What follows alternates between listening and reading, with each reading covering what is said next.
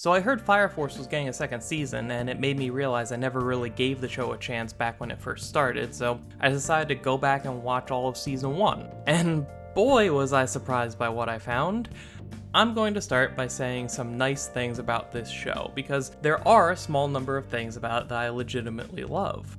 Maki is the absolute best character in this entire series. Everybody's first reaction was to yell, "Oh man, look at this fit girl," but she's so much more than just that. She's a lovable, multifaceted goofball that never has a bad scene. She wears a witch hat and takes every opportunity to anthropomorphize a flame even if it isn't at all necessary, and just genuinely loves what she does. Being in the Fire Force really means something to her. It represents Maki getting her life on track. She used to be in the military, but was struggling, despite always working twice as hard as every other soldier in her unit, because no matter how much effort she put in, it never felt like she was making a difference. She didn't want to fight people, she wanted to save them. Being recruited into Company 8 was the best thing that could have ever happened to her. She has this running gag about how she wishes she could be more feminine, and it comes off as something that's always in the back of her mind that she tries not to think about, because while she's proud of everything she's accomplished, she's still self-conscious about the way she thinks people might see her. I'm pretty impressed at how well this character is able to be a perfect balance of several conflicting character types without ever leaning into one as the dominant trait, instead forming one unique character from the totality of them all. Her powers aren't that strong, which means she has to be creative about how she uses them. Any weakness of her pyrokinesis is more than made up for by the fact that she's ex-military and has years of training in unarmed combat, letting her fight with a hybrid style that utilizes her physical strength in tandem with her ability to control fire. It's because this character has such clearly defined strengths and weaknesses to her combat ability that Maki's fight scenes are, in my opinion, the best fights in the entire show. I mean, there's a really cool sniper showdown near the end of the season, and we'll get to the main character's fight against the big bad later, but none of those were nearly as fun as watching Maki get in the zone and do her thing. No matter if she was outmatched or fighting someone overpowered, she fights smart and she uses all the tools at her disposal, and it's a lot of fun to watch.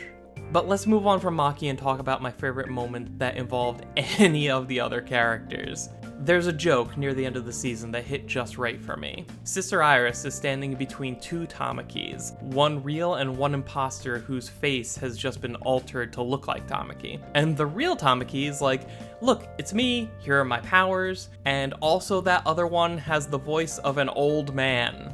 And the imposter Tamaki, who is just an old man in disguise, just says, "Hey, you can't trust her, I'm the real me," in his regular old man voice. And Sister Iris is just standing there in the middle going, well, they both make good points. I love it. It's dumb, but I love it. They try to give Sister Iris funny moments like this throughout the season, but none work as well as this. It's just awesome. The last thing I'll say is that this season has a number of pretty outstanding design choices that go above and beyond what you would expect to see from establishing shots. Sometimes it's just a little detail, sometimes it's a pretty dramatic use of color, but every time it happens, it elevates the scene by taking advantage of the artistic medium the story's being presented in. All great stuff. I wish there was more of it. Unfortunately, all of the things I just praised are the only good examples of any of those things in this entire season. For every well-done composition and striking use of color, there's an entire scene of exposition being delivered over a single JPEG that we don't cut away from for 2 minutes, or sloppy editing full of awkward interstitial cuts that make no sense with the flow of the scene. The rest of the show's comedy boils down to giving a handful of characters a supremely annoying trait and then just having them do that every time they're on screen. Arthur roleplaying as a knight wasn't funny the first time he did it, and then he never stopped doing it. Shinra and Arthur bickering every single time they were ever in the same room was tedious and boring and felt like the writers just wanted a way to kill time to get these episodes to 20 minutes. Tamaki's running gags of walking into a scene and immediately tripping on nothing so she can awkwardly land in a sexual position, or just standing still only for her clothes to randomly fly off, was insultingly stupid. It's just as tedious and unfunny as Arthur's knight bullshit, but worse, because hey, why don't we treat women like shit while we're at it? Remember every good thing I had to say about Maki? Take the exact opposite of all that, and you'll get how this show treats every other woman. The men all get to be big, tough badasses, and the women get to be beaten up, held hostage, and stripped. Even when they've got superpowers and know how to fight, they're only there to be abused, ogled, and rescued. I'm frankly amazed that Maki managed to be an exception to the horrible treatment every other female character in this show received, but that doesn't take anything away from the fact that the way this series treats women is fucking disgusting. But that might just be a symptom of poor writing in general. So much of Fire Force's story is concerned with uncovering the truth of the world, but the series never really concerns itself with telling us what the world is normally like. I spent the first 3 episodes of this show thinking it took place in a normal present-day Earth, only there's spontaneous combustions and people with fire powers. And then when we do find out that actually the series takes place in a post-apocalyptic setting, the information is just dumped on us out of nowhere, like the writer just realized they forgot to establish the setting 3 episodes ago. The power system has the same problem. For the majority of the season, all we know about pyrokinesis is that each new generation of user is more powerful than the last, and how your power manifests is unique to you. That's it. We don't find out that overheating is a problem, or that their powers are fueled by the oxygen in their bodies until episode 9. And then we don't learn the consequences of fighting when overheated until episode 12. And in both cases, the information is treated like something we were expected to already know. I don't want to be spoon-fed all of the important information, and I'm not even opposed to holding back key information until later, but there needs to be a narrative point to withholding that information, and it has to be deployed at the right moment to achieve maximum effect, and Fire Force didn't do any of that. It asked me to get invested in a shonen battle series, and then never told me anything about how the powers work. It asked me to care about learning the truth about the world when I never even got to learn what the lie was. All I know about this world is what the fire department is like, and that's a big problem. The perfect example of what I'm talking about is Shinra's big showdown with his brother. Nobody knows what Sho's power is, and Shinra is pushing himself so hard that he's doing things nobody's ever seen before. And the way they explain all of this to the audience is to have a scientist sit there watching the fight and just sort of guess at what's going on. What's so bad about that? Well, all he ever sees is these 2 people randomly blinking in and out of existence. And he somehow reaches the conclusion that this guy is stealing heat from the world around him, thus slowing the expansion of the universe and stopping time. And that this guy is moving faster than the speed of light, which destroys his body, but going so fast also sends his molecules back in time to before his body was destroyed.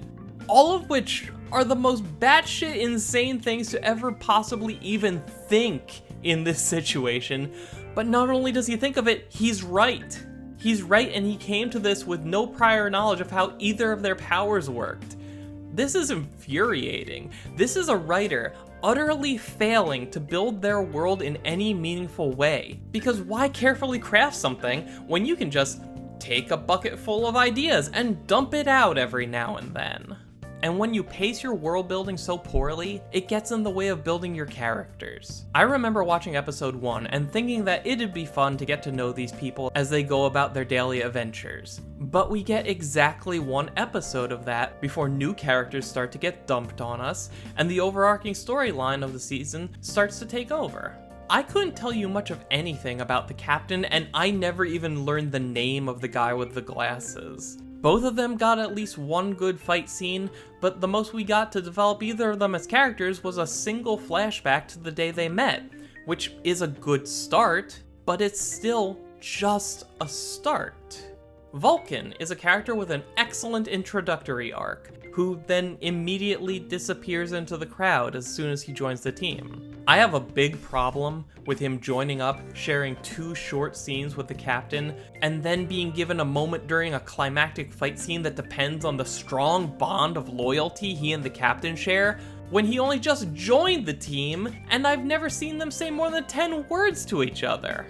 I cannot believe this show is getting a 2nd season. Fire Force feels like a teenager taking their first pass at making their own shonen series. They aren't that good at writing, and they think the definition of mature is to load up their script with taboo things like naked women, while lacking the experience and perspective needed to build an interesting world or tell a good story. I expect better than this from shonen anime, but it is what it is. At least it gave us Maki. I know there's a Fire Force manga, there's no way in hell I'm ever going to read it, so please let me know if the source material did it better, or if it's just as big of a mess as the adaptation. Or if you like the anime, feel free to tell me why in the comments below. Thank you as always for watching, I'll talk to you again soon.